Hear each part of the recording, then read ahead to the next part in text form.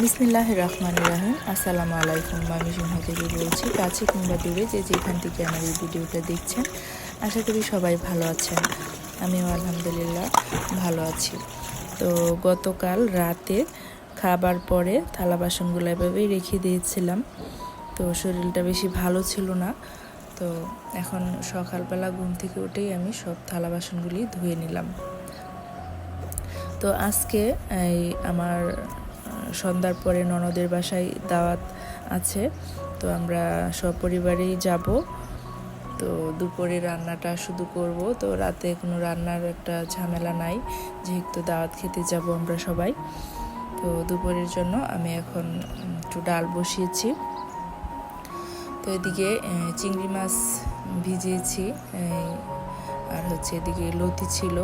তো লতিগুলা আমি একদম ফ্রেশ। তো আমার যে জুসনা খালা আছে, তো খালা তার বাড়ি থেকে একদম কেটে বেছে নিয়ে আসে। তো আমি এভাবেই রেখে দিয়েছিলাম, বিকালবেলা নিয়ে আসছিল। তো এখন আমি ফ্রিজ থেকে বের করে নিয়েছি। তো এই লতি দিয়ে রান্না করার জন্য কিছু চিংড়ি মাছ ফ্রিজে ছিল, তো চিংড়ি মাছগুলি আমি ভিজিয়ে রেখেছিলাম। তো এখন আমি একটু একটু করে বেছে নিচ্ছি। তো চিংড়ি মাছও বাচ্ছি, আবার কাজের ফাঁকে ফাঁকে রান্নাবান্নাও করছি। তো এদিকে আমার বড় ছেলে কলেজ থেকে চলে আসছে, তো ওকে একটু নাস্তা রেডি করে দিচ্ছি। তো সকালবেলা আজকে রুটি বানিয়েছিলাম, শেষ হয়ে গিয়েছিল। তো এসেই বলতেছে যে আম্মু ক্ষুধা লেগেছে, কিছু খেতে দাও। তখন আমি একটা ডিম দিয়ে অল্প একটু আটা দিয়ে একটা ডো তৈরি করে নিয়েছি একটা রুটির জন্য। তো এখন আমি এই রুটিগুলা ভালো করে গুলে তো এখন আমি ভেজে নিচ্ছি। তো আজকে যেহেতু দুপুরবেলা আমরা দাওয়াত খেতে যাব, তো রান্নার বেশি একটা কিছু করব না, হালকা পাতলাই করছি। তো এখানে আমি নাস্তাটা বানিয়ে দিয়ে তো আমি অফ ক্যামেরায় তো সব চিংড়ি মাছ বেছে একদম ধুয়ে নিয়েছি। তো এখন আমি ভালো করে কষিয়ে নিচ্ছি মশলা দিয়ে। তো এখন আমি ঢাকনা দিয়ে ঢেকে রেখেছি। তো আমি আজকে কি করেছি, অফ ক্যামেরা একটা পুডিং বানিয়েছি।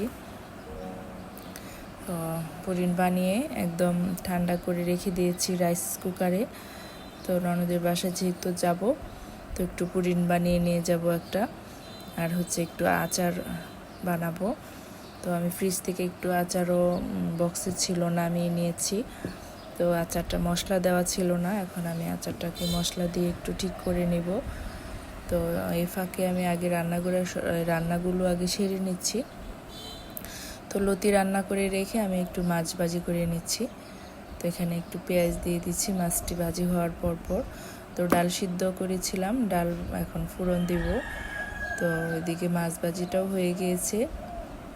তো আমার যে আচার রেডি করেছিলাম, তো আচারটাও বরফ ছুটে গিয়েছে, তো আচারটাও আমি এখন ঠিক করে নিব।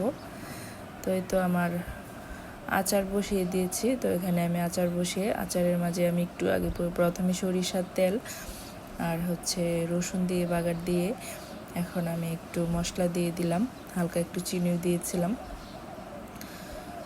আচারটা আমার গরম করে রেখে এখন আমি পুডিংটা বের করে নিলাম। তো সকালবেলা এই কাজটা আমি করে নিয়েছিলাম, তো ঠান্ডা হয়ে গিয়েছে, এখন আমি এটা ফ্রিজে রেখে দিব। তো মাশাআল্লাহ অনেক সুন্দর হয়েছিল পুডিংটা। তো এখন আমি পুডিংটা ফ্রিজে রেখে দিব। তো বিকালবেলা আমার বাচ্চাদের টিচার আসছে, তো আমি টিচারের জন্য একটু চা বানাবো। তো চা বানাতে গিয়ে দেখি পাতি শেষ, তো পাতিটা এখন রেডি করে নিলাম ঢেলে। তো চায়ের পানি বসিয়ে দিয়েছি, তো একটু চা নাস্তা রেডি করে নিচ্ছি। তো আজকের মতো এখানেই বিদায় নিচ্ছি। সবাই ভালো থাকবেন, সুস্থ থাকবেন, দেখা হবে নতুন কোনো ব্লগে। আসসালামু আলাইকুম, আল্লাহ হাফেজ।